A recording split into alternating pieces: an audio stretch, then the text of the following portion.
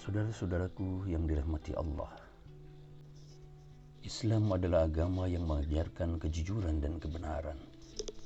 Betapa tingginya nilai kejujuran sampai-sampai Muhammad sallallahu alaihi wasallam sejak sebelum diangkat sebagai rasul, ia dikenal sebagai seorang yang sangat jujur dan amanah.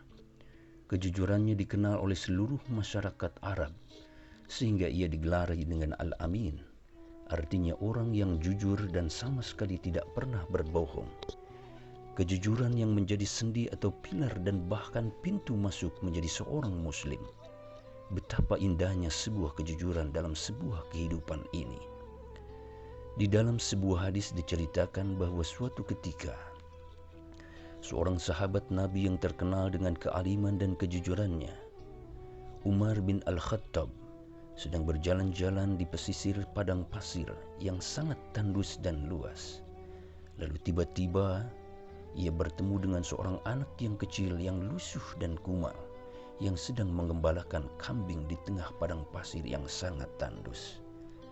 Lalu muncullah keinginan tahuan Umar, apakah ajaran Islam dalam bingkai akhlakul karimah yang dicontohkan oleh Rasulullah SAW sudah sampai ke tengah-tengah padang pasir yang sangat terpencil tersebut.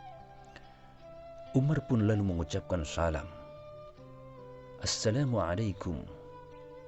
Nak, aku ini adalah seorang yang sedang berpergian jauh dan aku kehabisan bekal. Aku ingin membeli seekor kambing yang kamu gembalakan ini. Bolehkah kiranya aku membeli barang satu ekor saja? Anak itu lalu tiba-tiba menjawab, maaf tuan, aku hanyalah seorang budak yang mengembalakan kambing-kambing ini. Aku tidak bisa menjualnya karena kambing ini bukan milikku, tapi milik tuanku. Umar pun tak kehabisan akal. Ia pun berkata lagi kepada anak itu, itu masalah gampang. Begini saja, kamu jual seekor kambing itu kepadaku. Kambing yang kau gembalakan ini kan sangat banyak sekali. Tentu akan sangat sulit bagi tuanmu untuk menghitung satu persatu jumlah kambing-kambing itu. Atau kalaupun suatu ketika tuanmu tahu ada seekor kambing yang hilang, ada seekor kambing yang berkurang, bilang saja bahwa kambing itu telah dimangsa serigala padang pasir. Mudah sekali bukan? Dan kamu pun bisa menikmati uangnya. Lalu tiba-tiba anak itu menjawab dengan suara yang sangat lantang dan sambil menatap Umar bin Khattab. Fa'ainallah. Lalu di manakah Allah, Tuan? Tuan dan hamba bisa saja berbohong dan majikan hamba pun mungkin saja tidak akan tahu dan bisa saja dibohongi. Tetapi ada zat yang maha tahu, yang pasti melihat dan menyaksikan apa yang kita lakukan. Apakah Tuan kira Allah itu tidak ada? Apakah Tuan kira Allah itu tidur, tidak menyaksikan apa yang kita lakukan pada saat ini? Tidak, Tuan. Aku tidak dapat melakukan perbuatan ini karena Allah Subhanahu wa taala Maha melihat dan Maha mengawasi apa yang kita lakukan pada saat ini. Saudara-saudaraku yang dirahmati Allah, sontak jawaban itu pun membuat sahabat Umar tersentak dan tertegun kaget. Aku tidak diberi kuasa oleh majikanku, Tuan, untuk menjual kambing-kambing ini. Aku hanya diperbolehkan menggembala dan meminum air susunya ketika aku membutuhkannya dan memberi minum pada para musafir yang kehausan. Minumlah, Tuan. Hamba lihat Tuan sangat kehausan. Jika masih kurang, Tuan bisa menambahnya. Jangan khawatir, susu ini halal. Allah tahu ini halal sebab pemiliknya menyuruhku memberikannya pada musafir yang kehausan. Seketika itu pun Umar meminum air susu itu dengan perasaan yang sangat terharu. Dia minum sampai rasa hausnya hilang. Setelah itu pun ia memohon pamit pergi meninggalkan anak itu. Tetapi keharuan Umar tidak dapat disembunyikan. Di tengah-tengah perjalanan pulangnya, Umar pun tidak bisa menyembunyikan tangisnya. Teringat kata-kata pengembala itu, fa'inallah, lalu di manakah Allah? Apakah kau kira Allah itu tidak ada? Apakah Tuhan kira Allah itu tidur?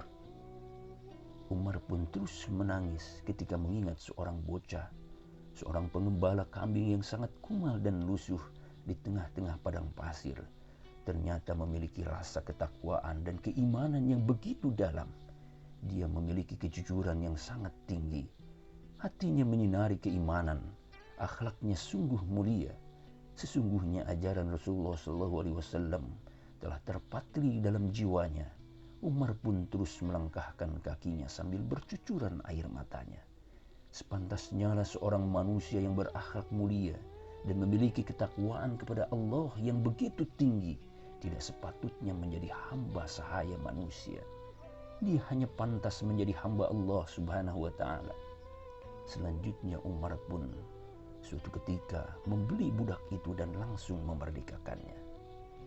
Saudara-saudaraku yang dirahmati Allah, jika kita menengok tanah air yang kita cintai ini, negeri yang dulunya terkenal agamis, negeri yang terkenal karakter kejujurannya, nampaknya saat ini kejujuran sepertinya sudah menjadi sebuah komoditi yang sangat langka. Berbagai kejadian di negeri ini menggambarkan hal tersebut. Ketidakjujuran semakin mewarnai sektor kehidupan kita. Salah satu contoh yang terjadi di masyarakat kita yang sangat miris dan sangat memprihatinkan hati kita semua adalah kasus yang terjadi pada seorang anak yang mengadukan kecurangan dalam pelaksanaan ujian nasional beberapa tahun yang lalu. Bukankah mendapat apresiasi karena melaporkan adanya ketidakjujuran, malah si pelapor itu yang dikucilkan. Kalau saja media tidak memberitakan masalah itu, bukan tak mungkin justru anak yang jujur itulah yang akan terkena masalah. Terlalu banyak kasus kebohongan dan kecurangan bila ingin disebutkan satu persatu. Belum lagi soal korupsi yang terus saja terjadi, seperti tidak mengenal kata surut. Herannya, ketika telah terjadi tersangka, sang koruptor punya 1001 macam cara dan dalih untuk menghindari tuduhan yang diajukan padanya. Hal ini membuat masyarakat semakin sulit membedakan mana yang benar dan mana yang salah, yang manakah yang telah berucap jujur dan yang manakah yang tidak berucap jujur. Saudara-saudaraku yang dirahmati Allah, mudah-mudahan apa yang saya sampaikan ini menjadi motivasi kepada kita semua untuk selalu berbuat jujur kapan dan dimanapun tempatnya. Karena di samping kita ada malaikat Raqib dan Atid yang senantiasa menjalankan perintah Allah Subhanahu wa ta'ala untuk senantiasa mengawasi dan mencatat apa yang kita lakukan di dalam kehidupan kita semua. Tak ada satupun baik ucap maupun perilaku yang luput dari pengawasan Allah Subhanahu wa ta'ala. Billahi taufiq wal hidayah. Wassalamualaikum warahmatullahi wabarakatuh.